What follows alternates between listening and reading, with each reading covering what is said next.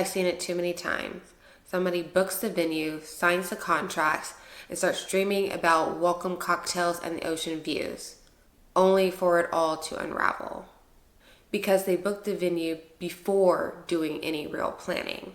No strategy, no purpose, just pure vibe. And this is where retreats start to fall apart.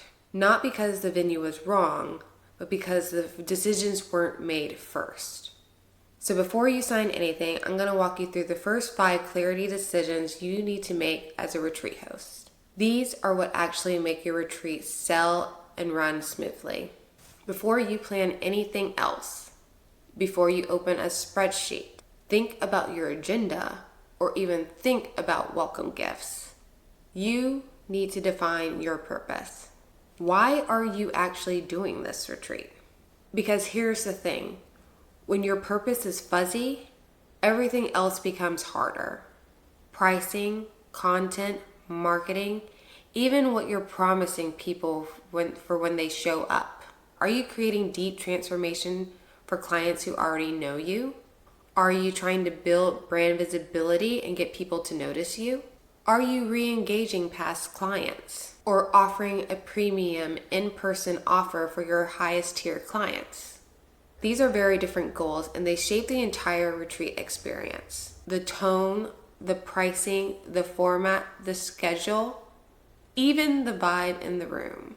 When the purpose isn't clearly defined, most hosts end up trying to do a little bit of everything, which sounds generous, but often leaves guests wondering what they're really there for. You might have beautiful moments, but overall, this experience can feel a bit unfocused, and that disconnect impacts how you feel leading it. Without a clear purpose, you end up making decisions that compete rather than that are aligned, and the retreat becomes harder to sell, harder to plan, and harder to lead. If that's feeling hard to answer right now, no stress. I have a free retreats, purpose, and goals workbook that'll help you figure this out without overthinking it. It'll help you get your vision out of your head and into something that you can actually work from. It's really easy to think of a retreat as this separate thing, like this fun, exciting experience that's completely different from the rest of your business. But here's the deal. If it doesn't support your business, it can become an expensive detour. You need to know exactly where this retreat fits into your bigger picture. Is it the first step that someone takes to work with you?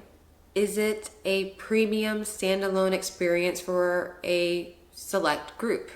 Is it designed to build a deeper relationship for a bigger offer that you're planning on releasing?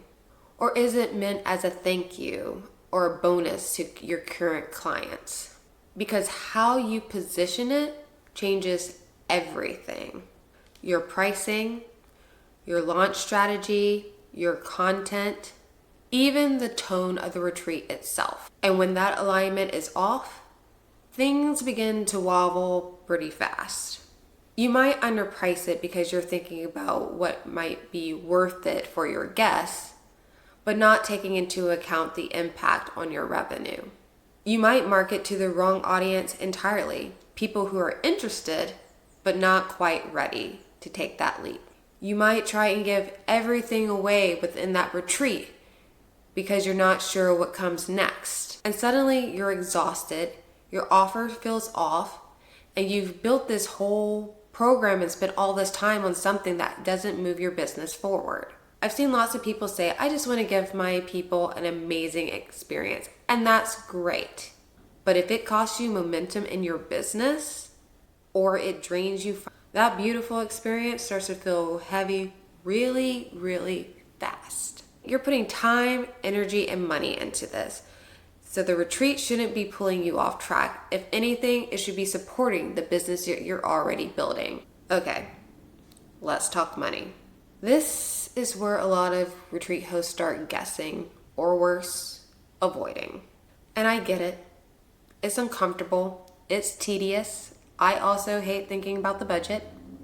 And if you're not a numbers person, it can seem like the least exciting part of the planning. But here's the truth. You can't make any smart decisions if you don't know how much you can spend, how much you need to earn, and how much wiggle room you have. And I'm not talking just about the expense of the venue. I'm talking about the whole retreat ecosystem. Venue, and not just the rental fees, but we're talking deposits, taxes, insurance, etc. Meals and snacks, whether they're catered, homemade, or off-site. Transportation for you, your guests, vendors, or whatever your setup is. Guest gifts, little personal touches, materials, signage, printed items, any kind of branded material that you're going to have, paid support, assistants, co-facilitators, vendor liaisons, photographer, tech or AV rentals if your venue doesn't include them, tips, taxes, those little random supply runs of things that you might have forgotten or didn't plan for. And here's the kicker. Even small miscalculations can spiral. A forgotten category, a just one more moment, and suddenly you're several hundred or $1,000s more than you initially planned for. So take the time to map out your numbers up front. Because the budget isn't just about math, it's about protecting your capacity. When you overspend early, you start to cut corners later. Maybe you skip hiring help. Maybe you try to do too much DIY. And that's how you end up stressed and exhausted and doing way more than you intended during the actual retreat. Also, let's talk about pricing. Offering early bird specials and payment plans? Yes, do that. But discounting your retreat again and again to fill spaces? That's not generosity. That's a slow leak in your business. Remember, this is a business you're building, not a charity. You are designing an experience that is transformative, intentional, and layered with value, and you deserve to be compensated for that accordingly. And if pricing makes you squirm a little, that's okay. You're not alone. There's so much mindset baggage that's wrapped up in asking someone to pay for something that you have spent so much time and effort working on. But here's what I want you to remember. You're not just charging for the cute venue or the cute mugs at the retreat house. You're charging for the container you're holding, for the transformation you're guiding, for the work it even took to be able to lead this event. So price it for the value that you know it is worth, not just at the price that you think people will pay when you're feeling unsure. You don't need to justify your pricing, but you do need to understand it and feel confident that it's grounded in the reality of what it's going to cost to run. Now let's talk about timing, because this right here is where a lot of retreats start to spiral. Most people set a date and then start planning. But when you start planning forward from this retreat date rather than backward, then you oftentimes fall behind. You don't just need a date. You need space for launch runway, payment plans, guest onboarding and gifting, travel coordination, and all the last minute details that come stacking up towards the end. And if you booked a venue 6 months out, but your audience needs 3 months worth of nurturing before they're even ready to buy, you've already set yourself up for a stressful and chaotic launch. The truth is, most retreat hosts are super ambitious with their timeline because they don't really understand how much lead time they actually need. And it's not just about selling the retreat. It's about whether or not you actually have the time to prepare for it. And here's the thing most people don't think about doing before booking. Check your own calendar. Look at the month before and the month after. Do you have space in your calendar to give this the attention that it needs? Do you already have a launch, client onboarding, or something big that's happening in and around this time frame? Are you in a space where you can actually hold this container energetically and logistically? Because if the retreat is squeezed into an already jam-packed schedule, the pressure is going to show up everywhere. In your content, in your energy, even in your planning process. And this is also where a host creates a logistical mismatch. They book a space because it's beautiful, but it doesn't exactly work with the layout of the program that they're trying to build. and plan for. You end up with breakout sessions in the wrong rooms. Meals that don't flow with your schedule. A space that's too big or too small or just doesn't match the vibe that you're trying to create. And by that point, you're locked in. And that's why I always recommend working backwards. Start with your ideal event date, sure, but then reverse engineer it. When do tickets need to go on sale? When does your sales content need to start warming people up? When do you need final numbers by? When should you stop offering payment plans? When do you need your team in place, your materials ordered, and your vendors booked? This is where my free retreat timeline template comes in handy. It takes all of that and helps you see the step-by-step and big picture so that you can break it down before you commit to a date.